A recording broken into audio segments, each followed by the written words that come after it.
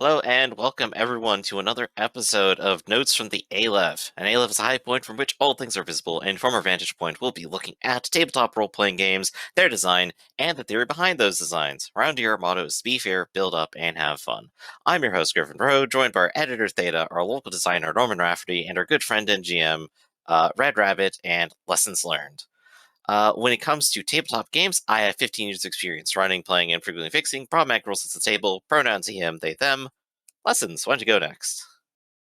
Yes. I Lessons Learned here on Twitch and on YouTube. Also have a little book out over Amazon, Night and Stars, and I run the Sunday game of Mirrored Souls, Shadowrun 5th edition. And I'm here, he, him, or they, them, that's fine. And I'm here to talk about tabletop RPGs. And Rafferty, why don't you go next?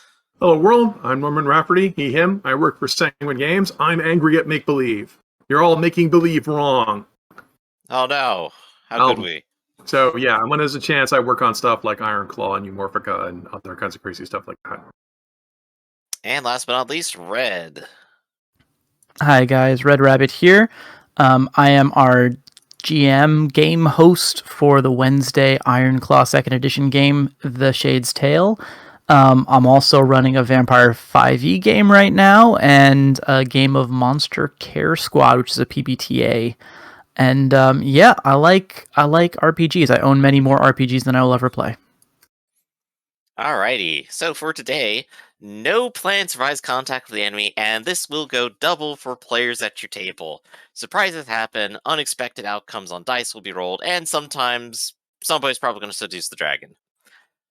You might have to take a step back and take back what you just said, and even things that you've said minutes before, and reestablish what's really going on to everyone. Or at some points, you'll need to change whatever you've set up beforehand and improvise. So today, we'll be taking a look at all the retcons, do-overs, and improvised changes you'll need to be doing on the fly as you are running your game. So, who would like to take their first stab? Well, Hey, I will hear say volunteer. there's a volunteer. No, so when thinking about this subject, it occurred to me that like this is something that I try to avoid doing as much as possible. Personally, I would be lying if I said I never did it. But I think in general, the most common form of retcons that I find myself doing are sort of in the moment at the table situations where maybe like you have a player who wasn't paying attention and missed a critical detail and wanted to, affect the scene in some way that they maybe should have done 5 minutes ago. And it would just make less sense to carry on the game without that action taken than it would, to just go back and say, oh, okay, well, let's roll the clock back a few steps here and say that, when you had the opportunity and means to do this, you did it, you just didn't because you were checking your phone or whatever it was.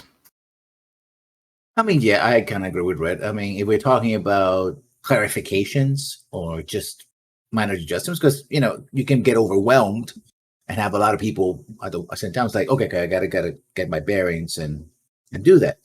But the sort of massive retcons where you laid out a couple of things that are very important, and then you realize you made a huge mistake for whatever reason, and go like, well, none of that is applicable. We're just going to go from here. That's a little more problematic, right? Because your players trust in the information you give them, and they plan and trying to execute, and then all of a sudden, you're taking the legs out of under them, going like, well, I don't like what you guys are doing, so let's go back to the start, right? So it's a tool that has to be used very, very carefully.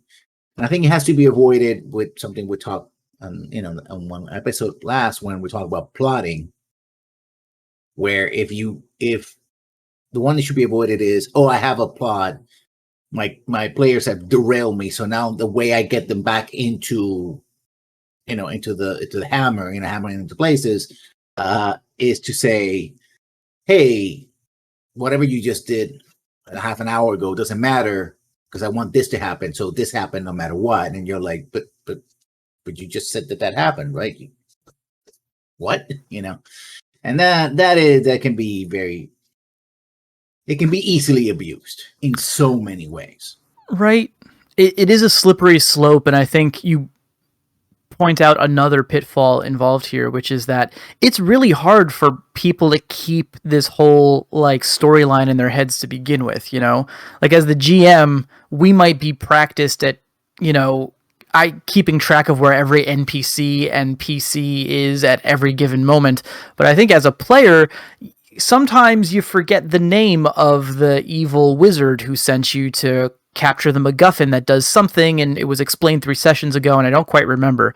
So when you start adding the potential for a shifting reality on top of that like, oh, that evil wizard, turns out he didn't meet you there because in my plans he would have been on the other side of the world, and that's important for what's going to happen next, that just makes it even harder to keep a grip on the slippery narrative that's going by. So, something I hadn't considered. Yeah, I definitely agree. Even the most attentive player will miss a detail or even forget something about themselves. I think the most frequent thing people will see at the table is something along the lines of, wait a second, I had a +1 to that. And at which point you have to go, well, we already went through the whole process. It's someone else's turn. Do we kind of keep going, or do we do the damage over? Do we go back literally 6 seconds in time and edit this information? And this could also apply to things like, oh, I would have meant to say this or something, because, maybe you just forgot that you're in this scenario, you need to do these things first. But we've all been a part of the story. We're all here. We are trying to pay attention and create it. Those, I think, are often just mistakes, right? How do you guys feel about when a mistake like that occurs? Well, I don't know what you mean by mistake. Can you clarify? Well, I guess if the simplest version is, like I said, I had a +1. I forgot I had this bonus. I made a mistake on doing these things in the story, in the world, at our table. Can we go ahead and fix that? Well, let me take this one step further, because doing it, if you did a whole combat and you said I forgot I had a +1 this entire time, oh yeah, are we going to redo the whole combat? I would think most people would say no. Let's take this to a more a broader example of this. Did anybody here watch Game of Thrones? Yes. What's that? Okay. So one of the running complaints about Game of Thrones is that in the early part of Game of Thrones, travel is shown to be extremely difficult. We have several episodes where people are taking forever to get where they need to go. Mm-hmm. But then, for the climax, spoilers, y'all, since they need all of the characters to be at certain places at the end of the story, all of that is thrown out the window. And everyone just sort of poofs to where they need to be. And that's a retcon, because earlier it was established, okay, getting to these places took this many days and took this long, but now because the story needs it, we're not going to do that. And that's happened to me at the tabletop, where villains or entities show up at certain places that I would sit down and do the math going, how did they do that? And so that's a way of retconning, because that ruins my sense. I mean, the Game of Thrones people were passive viewers just watching a story and going, I don't understand that. I mean, how do you feel as an active... What if you were a player character in that game where everyone just teleports because it's more interesting that way if they're all there? Yeah, I think the problem there is that they set up something and then it got in the way of what they wanted to do later. So instead of saying, okay, let's rewrite what we're going to do later, say, okay, let's continue the set. It was no, we're going to jump in and ignore that happen. Right, and these are professional writers, so these are people who get paid. So you would assume that anyone who's running this as a game for fun would have lesser standards to be held to. Yeah, I'm talking about let's start talking about a little about solutions. And I remember another show from the 1990s. Well, the teledrama is from the 2010s. But it was Babylon 5, and one of the answers that the writer gave to we became some trope to the idea of how long it took from one Mars to Earth or Mars to up Ultima, whatever, was the ships travel at the speed of the plot. Thank you. Speed of play. I didn't realize I was Babylon 5, but I understand. Yeah, because as a designer, folks are always asking me, where are the maps or where are the space travel rules? and to certain locations.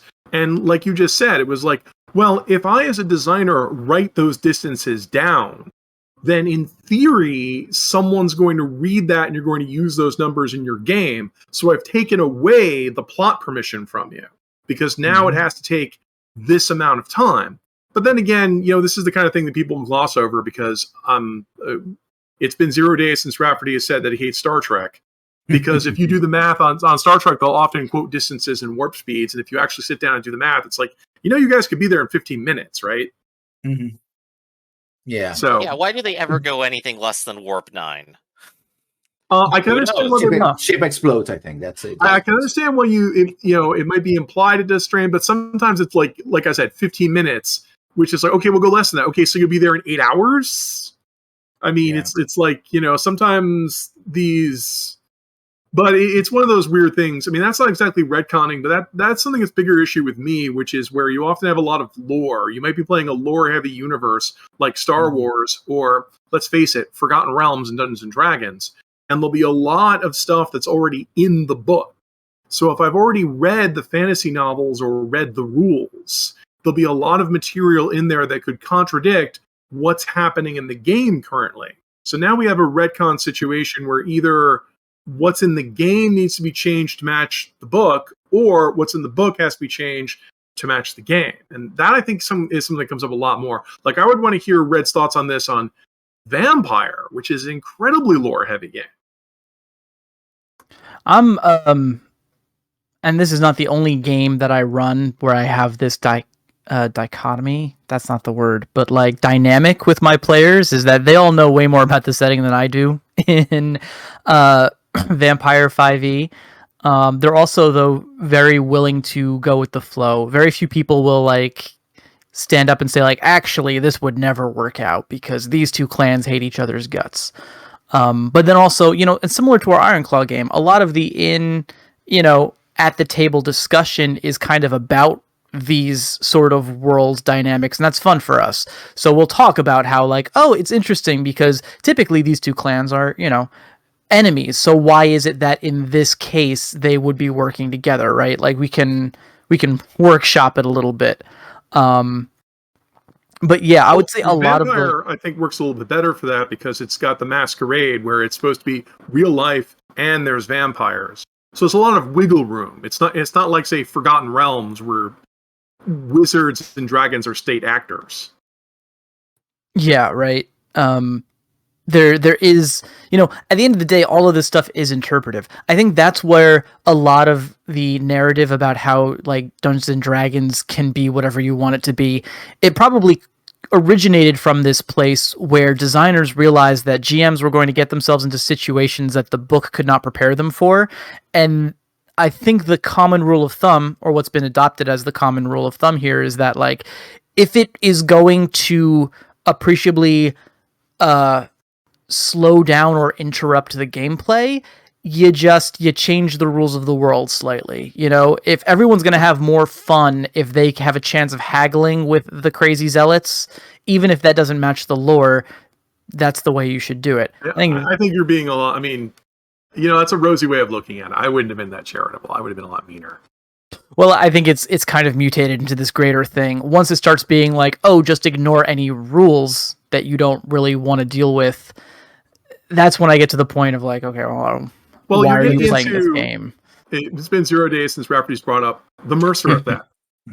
You're getting into them, like if a director on stage tells you, okay, this situation, these guys are here, you react to it, then players would go with the flow because we're actors and we're presented with a situation, we respond to it. We're, we may have some active role in what's going on here, but we're largely passive to the whims of the director. We're not, this is a case where the players are, I mean, what we're getting into is the idea, are players writers? Do they have any authority about what's going on in the story? Because by the classical definition of RPGs, they do not. The book presents lore, and the DM interprets that, but only the DM has fiat power. And some people probably may go in the comments and say, well, there's exceptions to this and that sort of thing, but that's like a different category of gaming. It's like, yes, there are a lot more wishy-washy kind of I should say wishy-washy, a lot more flexible and mutable games, but they're not Call of Cthulhu, they're not Vampire, they're not Dungeons and Dragons, they're not Cyberpunk, they're not Shadowrun, they're not these other big things. Those are a smaller exercise on the side, and those will also not be those will be games where continuity is there, and retconning is very plastic. I think I do have a stronger veto to it, though, because I do think at least most modern tables right now, when I see play, what I see is that people will, at least in some part, discuss, wait a second, is this kind of how this will go? It's how our discussions kind of go in Ironclaw, right? We go, how does the world work? And that's where the players start contributing and going, here's what I know about lore and about how people organize and what would cause someone to like do this or that. And everyone kind of fills in a bit of these blanks to create a better picture together in some way. And some of that was honestly probably not in existence before everyone started talking about it, at least from the GM's perspective. Anything he set up ahead of time is kind of based, maybe, it's like, oh, well, I want you guys to have a fight later down the line, but wait a second, why exactly are they fighting? And Well, I everyone also stops wonder- and talks about it. But I think that we have to do a distinction here between filling in the blanks, which is I think what we're proposing here, because there's a space for that, and how much or how little depends on the table and all the weight of lore and all that, and a real retcon, which is something has been established, and now we're going to change it. Right. And for example, let's say house rules and hacks, right? That's a form of retconning, because usually you hack a rule that's existing. You go like, well, we don't like this for this particular reason, whatever that reason might be, and we're going to change it. In that sense, I don't have a problem with it. And that might be the space where people say you can do whatever you want with the rules. You can actually change them and apply them to your situation. But then you have to be then consistent with that change, right? Say, for example, Fireball. Yeah, to be consistent, I have to amend that by saying, okay, I often hear the phrase you can change any rule you want. And the answer is no, you can't. Because getting back to loader mulch as an issue, there might be something that a player latched onto that they really like about the setting, the story, or even the game rules. And if you change that rule, you might diminish that player's enjoyment of the game. That's why I'm often saying there are no bad games. They're just games that have trouble getting players to show up. When everyone tells their great stories about how great their gaming group is, no one's talking about the person who showed up for one session or maybe 3 sessions and they seem kind of checked out and then left. It's like no one talks about these people who showed up and left because they weren't enjoying what's going on. They only talk about the 5 or 6 people that are hanging on. And that's why I'm always adamant that as designers in theory, we should be talking about, what happens to make us lose people. And one way to lose me is if everything is happening because of fiat. Like if things are contradicting each other on the way down, the story isn't making any sense, I'll check out. I want you to want to avoid that at all possible, because if you should not introduce a hack or a house rule without being a need for it. The need arises from the gameplay itself, not because I think this is cool. It's like, well, we don't need that, so why are you introducing that? Well, let me point out one of my favorite continuity flaws, which is I'm always complaining about the Tyrant Queen adventure, where we're supposed to, it's Forgotten Realms, we're supposed to lay our lives down to save Waterdeep. Now, you guys know why that's kind of a loaded question, right? Oh, yes. Right. All the secret little politics and who It's run by actually a rules secret- Waterdeep? We don't know. It's run by a secret cabal of thieves, one of whom is a beholder who, for some reason, is a main character now. It's Xanathar's guy. They got rid of Volo and put Xanathar in charge. I think there's also Volo. Well, Waterdeep has a lot of lore that's contradictory. Yeah, we went to somebody. Let's put the lawful evil. Let's read what the lawful evil guy had to say about everything. But more importantly, it's kind of like, if I know, like, on the one hand, yes, I would like to be the hero in saving the world. On the other hand, there's a continuity of a lot of these people are assholes, and this would be a political issue of whether I want to support the Dales, of which there's how many Dales? 13? Yeah, something like that. There's at least Iceland. There's a confederacy of Dale lands. There's Waterdeep. A threat against all of them would be political. not necessarily heroic, because maybe I want Waterdeep to get trashed. Maybe I want the Waterdeep people to make a deal with me, but none of that's presented. And that to me strikes me, like it's a retcon. Funny stuff.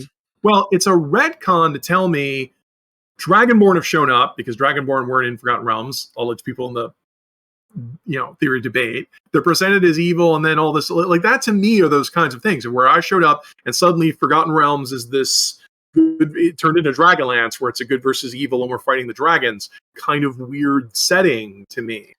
And You'll probably love this, but I think the second half of that adventure actually comes with a chart where you're supposed to track what deeds you've done for everyone and how they feel about you, and that's probably about as close to political as it gets. Because you could say, yeah, we'll screw over the Waterdeep people and help everyone else.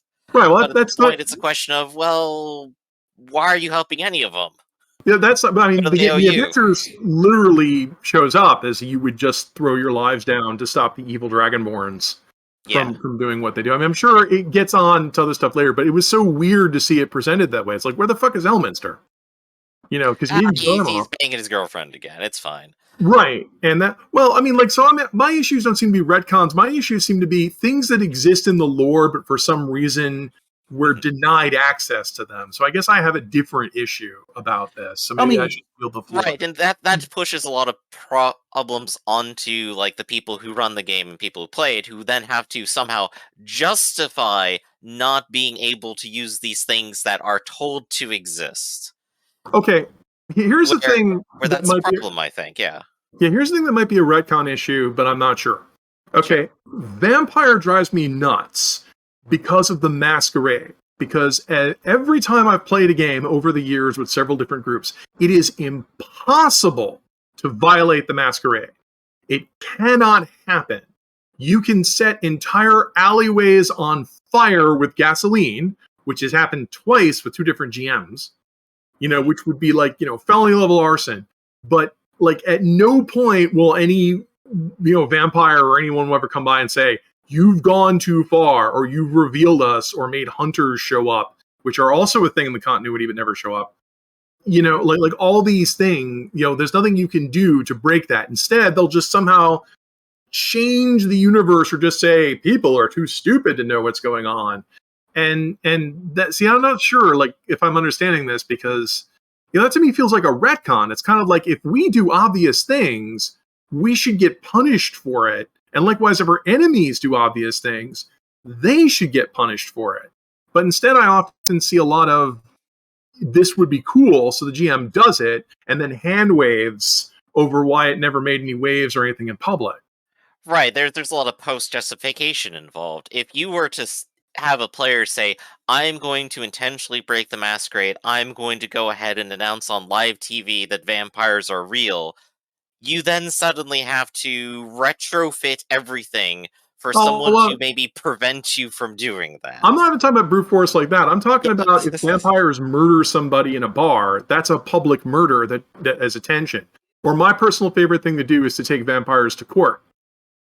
Because taking you to court is embarrassing. You'll have to prove that you exist and are a citizen, which is embarrassing if you're over 100 years old. Mm-hmm. And I'm not saying that, Oh, and it's going to be during the day, by the way. And it's going to be during the day, because we can subpoena you to show up at court, and you have to. And once again, I'm no fun. Because it's kind of like, these are things where, well, this is a real world thing, and if people are pissing me off, I can do things to respond to that to piss them off and make it. And when we play the Ironclaw game is responding the way I expect it to. But I guess my bigger issue is not so much retconning, but so much as continuity that we just ignore when it doesn't suit our needs, which to me feels like way worse, because it's like, why do we have all of this lore? If you're just going to do whatever the hell you want, then I'm not going to bother to learn what's going on, because you're just going to do whatever you want. But I think the problem is, especially when you have all this lore, the lore can be overwhelming for everybody, right? Especially for a new player. It's like, all this stuff comes in, and it's like, because if you take any game like Dungeons & Dragons, for example, they have retconned a lot of stuff. I think there was an announcement that a couple years back that nothing that was published before 2014 was now canon in the greater that's D&D all lore. bullshit. I think a better example is, why the hell do we give a shit about Dunkel's on? How can he run for president? He's not native born to the United States. I think they changed the Constitution to do that. They literally did. They're big lizard lobby. Well, he is a great American dragon, so yeah. No, I think also he claimed that he had been there before, like 10,000 years before. That doesn't make him a natural born citizen. The United States didn't exist yet. Yeah, but I think he can grandfather himself through the how the first citizens of the United States came being, because they were not citizens when the United States was made, but they were living in the area, which means they were made. I know, but before we get into this, big debate, I mean, like, I'm using it as an example of there's continuity in Shadowrun, where there's the Massachusetts Institute of Technocracy or whatever they call it. Yeah. I forget. Thaumaturgy, I think. Yeah. Remember, Indigenes knew this was coming, but their magic's no comparison. Their magic can't stack up to white people. But moving on from there, there's continuity in that's turned into other stuff. That's what that's what I'm talking about. Is I guess my issue remains continuity that we ignore, which to me feels like changing the continuity. But I think you always have to. I mean, at some level, ironically, that's where you really have to change the continuity, because you have to tailor-made to your table. And you have to be careful from tailor-made it from what you as a GM want exclusively to what's going to work with your table. When we started Shadowrun, I literally set out questions in my session 0.5. You can find, we'll find soon on YouTube video and also find Twitch, that I set a question to our players. What do you like to be the style of the gameplay? When do we start? Do we start in the present with all that lore that comes before it? Do we start earlier when the weight of lore is not as heavy? You have to be able to do that. I think one of the problems that happens is when you have a newbie GM to something like the Forgotten Realms, they're 5th edition player, and then you have somebody who's been around since, 1988, the original box set. And they're like, yeah, I read everything, all the novels, and this happened to this guy. And you're like, I don't care, because we're playing in the Dales. I don't care what happens in the Sea of the Stars. It's going to show up in this area at this date, so I'm going to be there and then tell you about the lore, and then I want to meet him. That's an extreme case, I know, but yeah. Well, no, but that's not that rare of a case. But that's why I asked. Okay, so in other words, you're reaffirming what we said earlier. The DM is the one who has ultimate fiat and can banish stuff, despite the fact that the books say this happened, so that authority says it happened, and the player said it happened, because the player was told we were going to play Shadowrun today, and these bits of continuity are important to them. But what we're hearing here is the DM could just roll that out the window, regardless of how the player feels about it. So not regardless, because you have to put it to the players, right? You have to make it you have to ask questions. You have to have the conversation. If I just say Dunkel Sand never existed, and that's a big thing in Shadowrun, it's like, so what happened in that thing? Or, Chicago never happened. It's like, for someone who never heard about it, it's like, okay, I never heard about it. I'm not going to do the research. But someone else, when put my characters from Chicago, and that thing happened, and it shaped their lives. And, they became a shaman of, bird shaman, because they want to hunt insect spirits. It's like, yeah, whatever. I don't care. Right. You don't want that kind of attitude. You have to make it clear. You have to share it, and you have to have a conversation. Otherwise, it doesn't work. And I'm not saying you can't do that, but I'm saying under I have to ask under what authority? Because can you still say that you're playing Shadowrun when you've changed the entire story? Like, if I ran a Star Trek game and I had orcs and elves on the Enterprise and just said that, Ferengi and the Q never existed, at some point you're going to tell me this isn't really Star Trek. This is something different. And if someone came to play Star Trek and they wanted, a better germane example is, I don't know if anyone's following the Star Frontiers debacle that's going on right now. No, what's going on with it? Long story short, somebody claimed they brought back Star Frontiers, but it doesn't have the Slathy in it. It doesn't have the Dralicites in it. It doesn't have any of Zebulon's lore in it at all. It's just this homebrew D&D game, complete with Sawhoggins and Jackalwares and that kind of stuff. It's literally just a homebrew D&D game, plus every now and then he mentions their space. But he calls it Star Frontiers. And, I guess he can just do that, right? Because that's what we call cashing in on IP.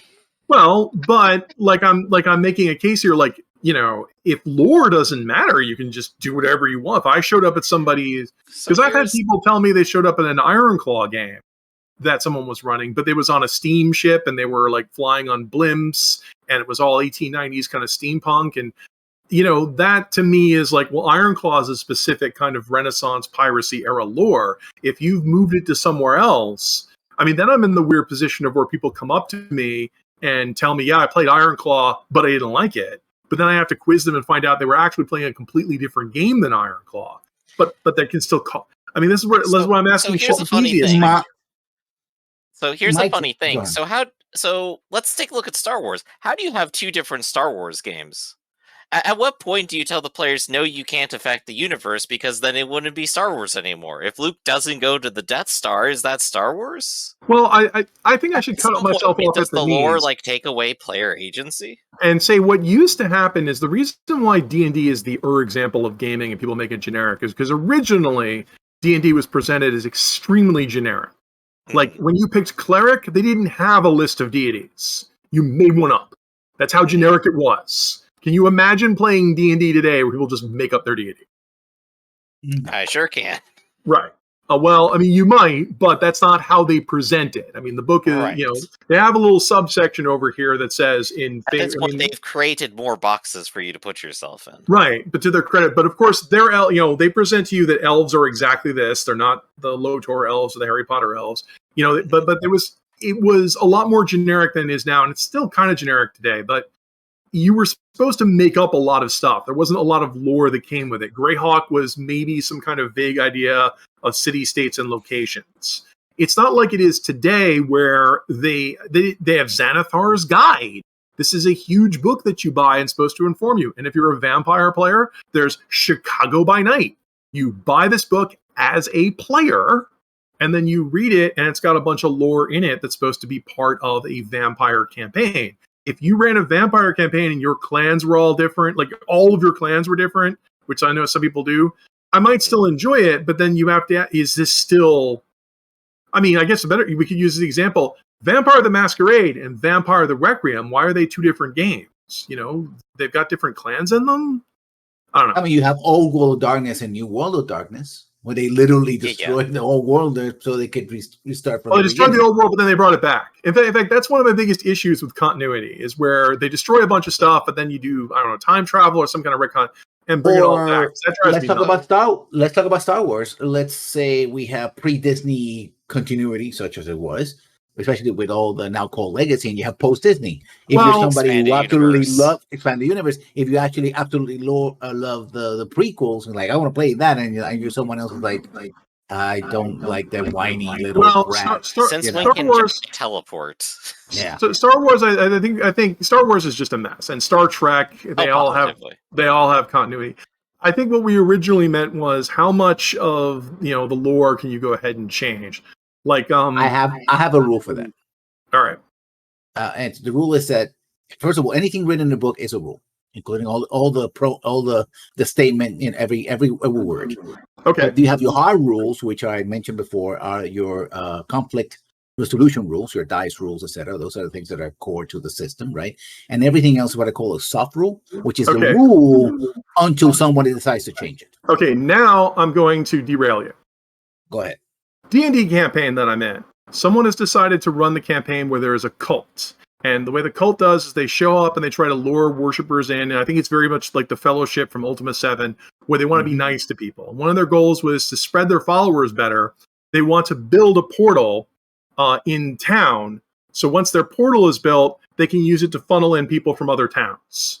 And in which case, if they finish this, then probably their cult's going to overrun this town, and they're probably going to eventually overrun the world. Sound cool as a campaign premise? It's workable. It's not, because according to the rules of Dungeons and Dragons, portals are one-way devices. You build them at one location, and and people who pass through it can be teleported anywhere else in the world. So even though they're called portals, they're not actually a hole that people walk through. You build it here, people walk through it and teleport over there, which means the cult could have been building their teleport portals way back at their HQ and just poofing people in immediately. They don't have to build a local one. Hard rule in the book. Remember, people, you got to double link your maps. You can't just have one exit and one entrance. You got to do it on both sides. Now, on the Never one looked at hand, you. I would say that, okay, for story purposes, it's more interesting if the portals have to be two ways and are actually portals instead of just teleport cannons, which they are. But I mean, this is where I'm complaining Or about. you're breaking one of those hard rules of there is no spell like this. Well, this is where I complain about game design, because really, as a designer, I'm often complaining where games will often, this is where you run into a problem. Games will often have stuff in them that will destroy your plot line. Like one player can just, like my favorite murder mystery, let's just raise the guy from the dead and ask him who killed him. And then we have to come up with all these reasons why that doesn't work. But I mean, that's just one example. The portal one was another one that came up where I had to ask, that's not how portals work according to the rules. I got backstabbed. It was like coming. Well, I know. You immediately start saying, well, I was backstabbed, in which case then the assassin has to be someone who has sneak and backstab skill, because if they don't, then how did they do that? You know, and et cetera, et cetera. I mean, but that's not a problem. You see, I think you're putting it as a problem. I see it as a cool thing, because the players brought back the character, asked them that, they told them I never saw him. But see, now they draw some conclusions and they keep on going. But you're retconning, because the specific published WotC adventure I could cite is the person who's killed in the murder mystery was killed by a Warforged fighter, and not by a guy with high amounts of stealth and backstab. They very clearly saw who killed them. It's poorly written. That's a badly written adventure. Well, and once again, if we're holding players to a certain standard, I mean, I'm saying, like, you could retcon that, but retconning isn't necessarily a thing that makes the game go smoother, is one thing I should point out. Because, like we said, as soon as you retcon that, you retcon all the dependencies off of that. Now the Warforged fighter has to be demonstrated to be someone who is sneaky or is backstabbing instead of what's written into the adventure. And so retconning stuff can cause this kind of cascade that, once again, like that's why I'm saying, like, it's kind of, you know, fragile there. It's retconning's not always a solution. So let's talk about that from, like, the GM perspective. So I think, at least at most tables, people have at least a reasonable tolerance for, I'm making up something about the world, here you go, here you have it. And everyone goes, okay, cool, you said it out loud, we understand it, we're going to keep going with it. I think there's at least a moderate tolerance for that, right? I think, though, there's, of course, a problem that occurs where you've said something in the past, and then later you realize, wait a second, I need that to be different. I wanted X, Y, and Z to happen, but they can't happen unless this thing over here happens. But I already said that's not what's happening. I think when those kind of things happen, and you still want something to happen, or maybe you made a mistake, at least as a GM to your players, probably the best thing is just to go, all right, guys, I am changing it. I made a mistake. Well, you just kind of admit that, yeah, I had to change things. Otherwise, if you spring it as a surprise, it's terrible. Yeah, we agree with spring it as a surprise. I don't want to say it's the best thing. It should be the thing of last resort. Because, like I said, I'm using the Eberron one as an example, because this is supposed to be a mystery of what happened. But if we poke at it, it doesn't make a lot of sense. Or if we do things that are clearly resources that we have accessible to us and they don't work, and the GM has to come up with some excuse of why they don't work, that's the opposite of improv. Improv is yes, and it's building up. Yeah.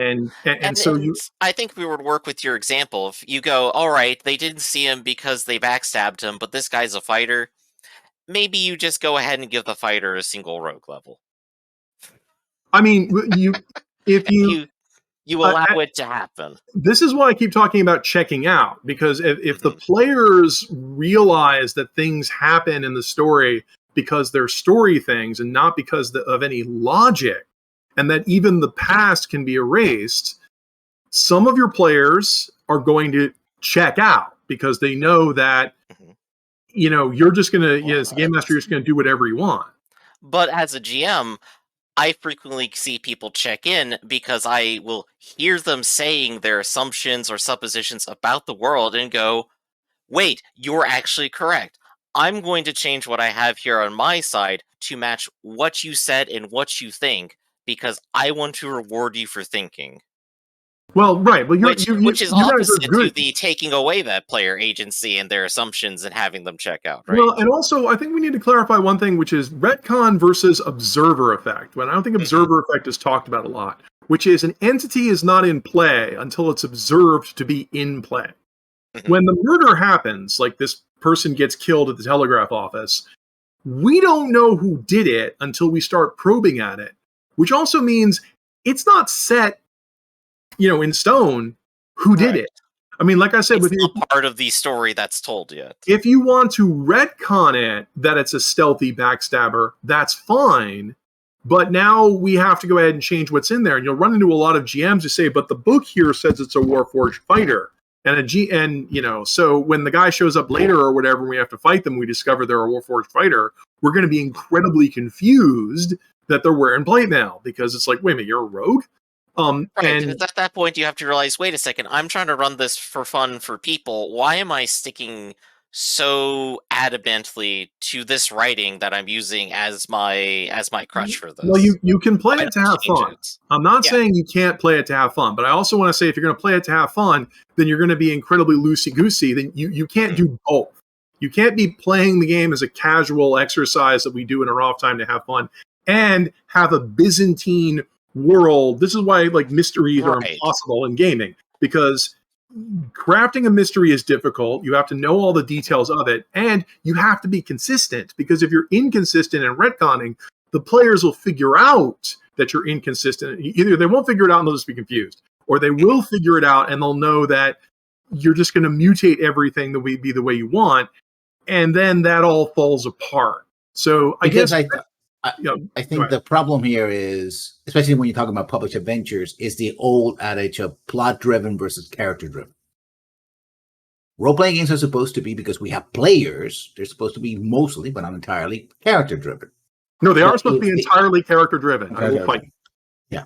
I mean, yeah, the whole same plot, isn't it? But a poorly written adventure, and I actually looking back at some old Star Wars D6 adventures and even the old Dragonlance adventures, they were like, no, this is going to happen because we wrote these movies exist, because we wrote these books, and this is what happened, and that character, the writer did this. So here's a clause that says, if rocks fall, everyone dies. No, these two characters have to be alive later, so this is how they survive. It's like you teach your GMs and your players to expect that sort of plot-driven stuff, and then when you run into a wall, then you have to retcon because you have to keep the plot going instead of keeping the game going. Right. And that is a huge problem.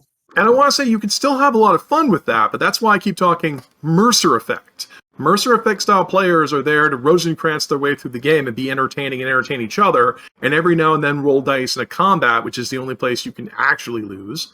And even then, if you all got TPK'd, they'll make some kind of retcon to get you. This is one of the things that's unusual about new school games versus old school games. The retconning of the TPK. Because in old school games, you didn't retcon death. You die. Resurrection was at first not there, and then later expensive and tricky. And if your entire party got wiped, which was a strong possibility, because once one of you goes down, they outnumber you, and then you can all go down, and you could have all been killed. And that's it. That ends the adventure. You're all dead. But the concept of the total party kill is not too much in modern gaming, and a lot of games will retcon around it. And this is caused, Theta's not here on the talk, because I know Theta is a big opponent of that kind of retcon plot protection where we actually can't lose.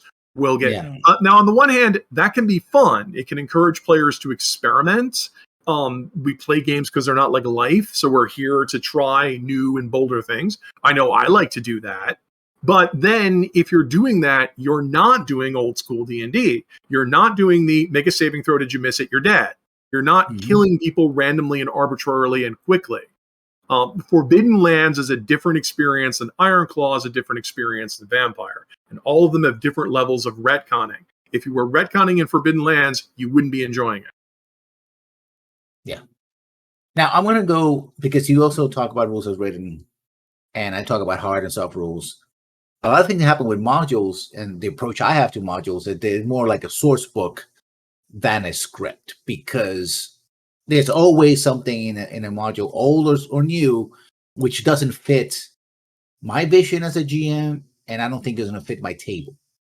Well, and I do have a space in that, in as much as often the the conceit with modules is that even if players have played them before, they have to play like they never played them before.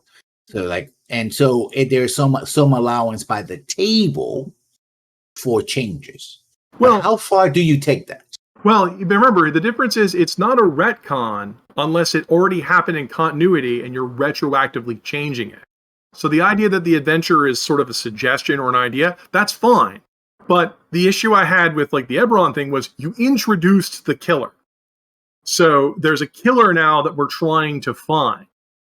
If you change the details of that killer if you made changes and changed them from the Warforged fighter to something more stealthy, that's not a retcon because we don't know who the killer is yet. Mm-hmm. Okay, if you did change it to be stealthy and we later found the killer and they're not that character, that's a retcon. That they suddenly have plate mail and stuff like that. I mean, I've got other instances that happen. That's retconning. As long as it hasn't shown up in the story yet, you can make it anything you want. Which I want to flip this to say, that's one of the problems you're going into with game design. There's a lot of people who say who stop playing Dungeons and Dragons after 9th level or after 7th level because the hard rules in the game stop them from telling the kinds of stories they want. Teleportation becomes easy, resurrection becomes easy, augury spells, divination and legend lore let you find things out instantly. Right, it is very much like a completely different medium at that point. People put off because they experienced the other one, and that was what they came for. Right, and those are hard rules. You can now GMs often deal with them in 3 different ways. There's the GM who lets those work, which is painful. There's the GM who nerfs those, in which case that's a different kind of retconning. Where the book says this works, but I said it doesn't. Retcon. Ugh. Right, and that's what Angry Rafferty is hearing of retcon of. Well, I don't want you guys using resources and materials you already know exist to foil my plot, so I have to tell you those don't work. And as a player, I can roll with that, but once I've learned then I'm going to spend a lot more time trying to figure out what kind of plot you want to tell, rather than using the resources in the game, and it's turned into something different. It's not a role-playing game anymore where I'm manipulating tools. Now I'm trying to intuit your psyche, and that's a completely different skill set. I call that the blind script reading. Because you're trying to figure out what the script is, so you can get ahead of it, so you can fill your role so that everything goes smoothly. Right, and the problem I have with retconning is I can't know what the script is if you're allowed to change the script at any time. So, Red, how does it apply to games like Ironclaw, for example, that you play? Have you ever found yourself where you have to go this is not working? Have I ever been in a game where I found something not working? Yes. I remember. You had an example. You've been thinking of something here.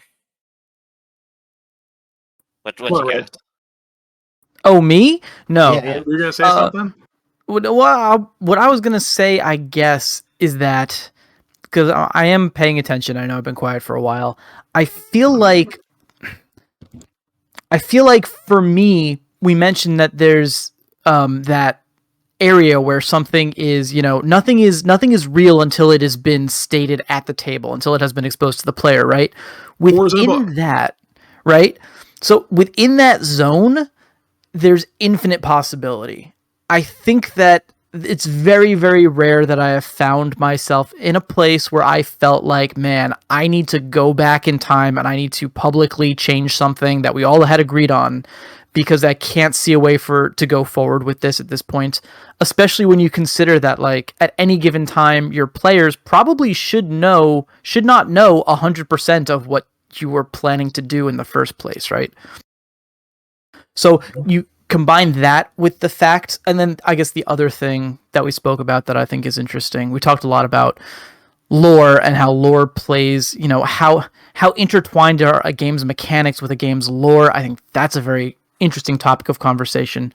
I'm in the camp where if we go ahead with something that completely breaks the lore and we find out later that it makes no sense, well, we have just forked realities. But the game that we're playing in, I will always put I will always give priority to the thing that happened at the table versus the thing that was written in the book, at least in terms of how lore happens. Different approaches when it comes to like, oh, we did a rule wrong. Well, going forward, we want to correct that rule. I'm fine with that. I wouldn't consider that to be retconning per se. Mm-hmm. But like I've played in games where it's set in the Forgotten Lands, where every square inch of that place is covered in history and lore and a lot of contradictory wiki entries. And the fact of the matter is that you will go insane trying to keep it all straight. And so we ended up playing a game that was like pretty good, maybe 85% loyal to the lore of the Forgotten Realms. But we had a good time and the story was still felt internally consistent because in those areas where there were inconsistencies or we deviated from what was written in the book, we didn't care because the players were playing the game. They weren't crawling through the wiki. Well, and you were consistent about it. No, I don't think people are coming to Forbidden Lands expecting heavy lore. Ooh, now here's a fun example. One of our viewers just stated something, and it's given me a fun idea.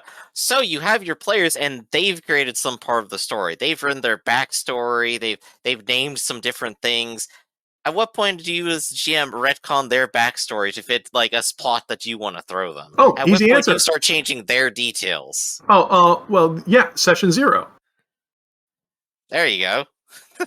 But Well, Session 0, you don't know you're going to write that plot. This is 5 months in, you've been playing for a while, and you go, wait a second, this Then player needs his screen time. Angry Rafferty stands up and shakes his fist and say, then you'll change nothing.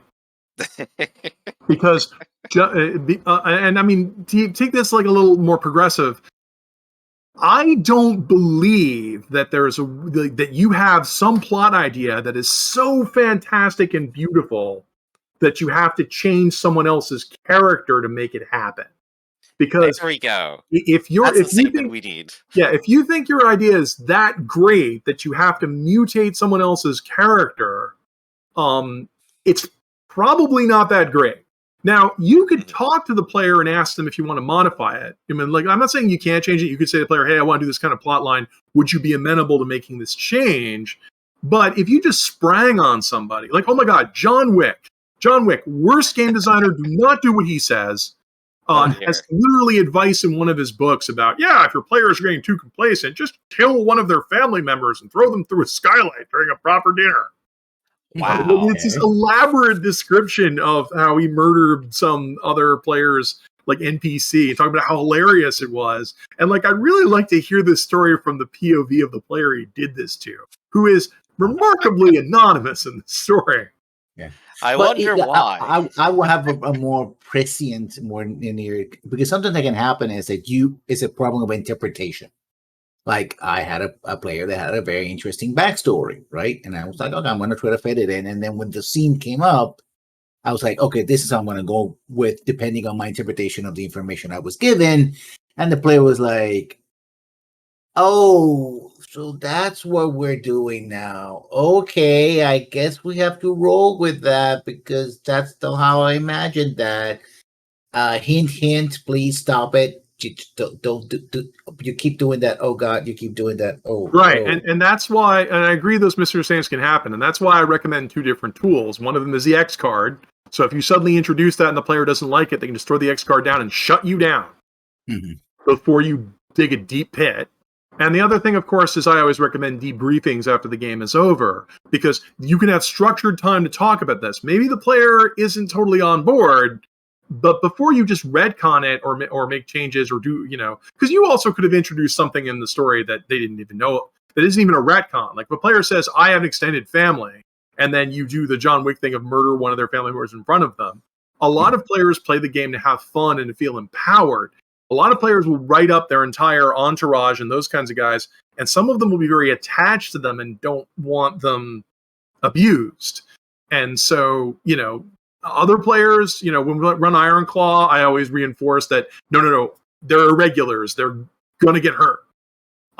So, that's why we get that out of the way. The ally is your friend. The irregulars are, anyway.